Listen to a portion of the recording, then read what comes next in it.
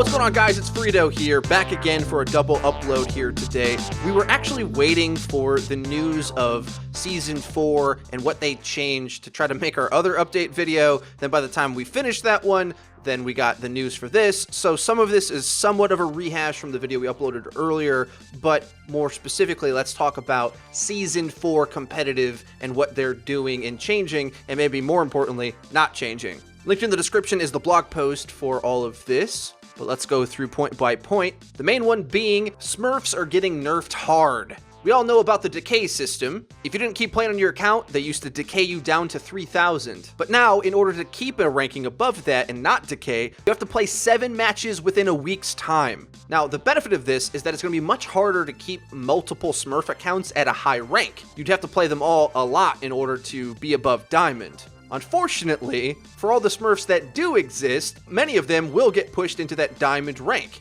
meaning that the matchmaking in Masters and above should get a bit better, because as we've explained, a new account is very easy to manipulate the MMR, so you can get placed and then real quick be at a higher rank than your main account can be. We've made videos about this in the past. Most recently, Liam has talked about it. We're not big fans of the MMR system in general, and that's one of the exploitations of it. But the problem is this doesn't really fix smurfing. All it does is push the Smurfs down into Diamond rank, adding more and more what I would call manipulations to the system, unfortunately. It seems like there's so many ways in place that an account can get shuffled up and down the ranking SR system, and I don't really like this. The good news is, for those of you who are playing at the top 500, it'll be much harder for top players to be able to maintain multiple top 500 accounts, so it might make that scene a bit more legitimate, but it might absolutely ruin Diamond level matchmaking,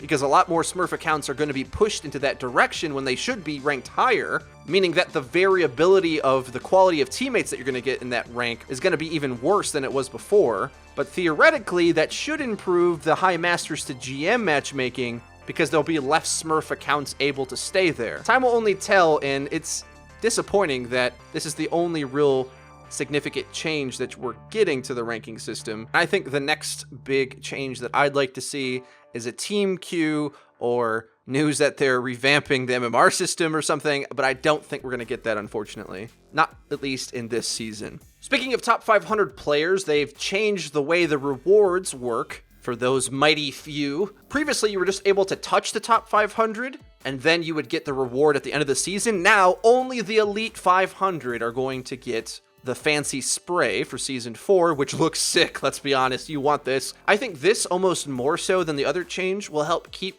the top level players on their main accounts, because you have to fight to maintain that rank if you want the 6 spray at the end of the season. The only downside is there's going to be a lot of those players Smurfs in their not try-hard mode at the Diamond rank, because it's going to take a ton more time to maintain more than even just one account right now. In my previous video about the big patch changes, I explained the respawn changes that they put in, but this blog post actually goes in more depth in their own words, so let's see what they have to say. This season, we've implemented a respawn time delay that's activated when the attackers outnumber the defenders on a contested point.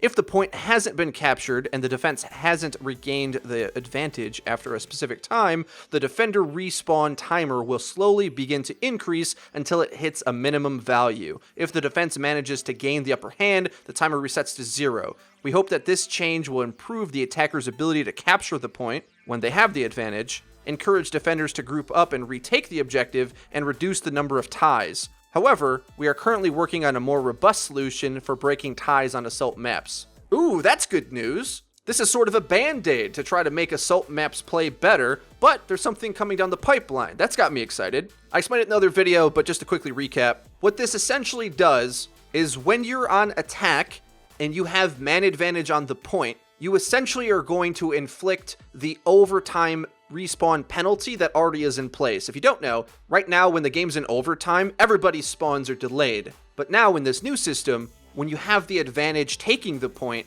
you'll progressively inflict a bigger spawn penalty on the enemy defense as that fight goes on, sort of working your way up to an overtime penalty for them. For organized play, you will have to decide whether you want to group up or if you're in desperation stall territory. And if you are, the stalling tactics that you will do in order to try to buy time for those respawns are going to trickle out of sync now. Because let's say a Tracer or Mei stalls for a few seconds, well, before long, your teammates respawn instead of being 10 seconds will all of a sudden be 15.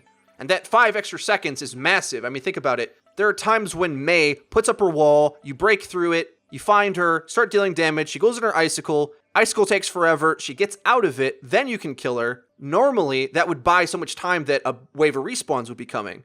But now, when that respawn delay, that extra 5 seconds kicks in, the cavalry ain't coming home, Mei. She's gonna be delaying for nothing, and then you'll simply be able to focus fire the oncoming wave, which is delayed from when it used to be. Overall, this is a great change. Unfortunately, I don't know if it fixes ties, it just makes offense better. So the interaction on these assault maps is going to be a lot more competitive, but attacker-focused, I think. And at the very least, it's going to force the defense to have presence on the point. Because before, you could basically take advantageous positioning, and as long as you had something on the point, you were fine, because they couldn't get progress on it, right? And as long as you win that team fight, overall the defense will win over and over again, which would cause the attackers to go wipe that enemy team, then take the point in a lot of situations. Now, the attacking team just taking ground onto the point is a lot better, because as that fight breaks out, if they sustain decent numbers, as the enemy team jump onto the point, if they have disadvantage, that respawn penalty is going to rack up really quick. So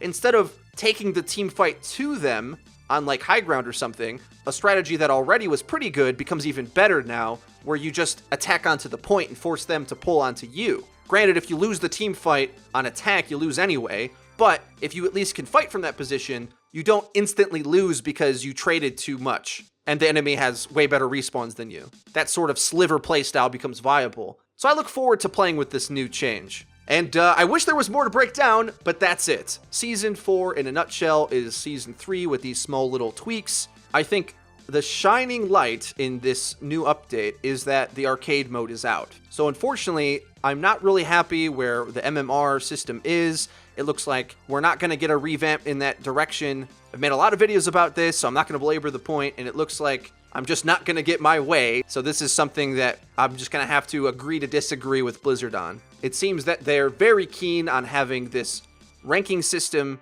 that has all sorts of wacky manipulations to it, which in my opinion overcomplicate the matter and reward non-team play, making the entirety of matchmaking play way more disorganized and puggy than it could otherwise if the matchmaking system simply rewarded you for winning. Because the manipulations they put in here are an extra elaborate fix to a problem that the MMR system created. So you have these Smurf accounts that can get their MMR boosted easily and go up to a higher rank than they should. So now they try to fix that by having Smurf accounts require more playtime to maintain those ranks, but the MMR boosts and gains and busts that exist in manipulating SR is still an issue in my opinion, but instead we have a situation where we're just adding on more manipulations to try to fix the other manipulations, whereas I would like to see it all mostly just gone and based on your team's average SR compared to the enemy team's average SR, and there's a set number that you get whether you win or lose. Simple. That's how it works in other games. But instead, we got these win streaks, loss streaks, decay, MMR boosts on Smurf accounts. It's craziness all over the place. So I think at this point, I have to wave the white flag. I'm sorry, I tried, I whined as much as I could whine, because until a team queue comes out for ranked with a separate ladder for the organized style of play that I want to get out of the game, I don't see me falling in love with the ranked mode again. Luckily, I love the game so much and I love playing it. There's just this blemish on the ranked system that I think is unfortunately an oversight. So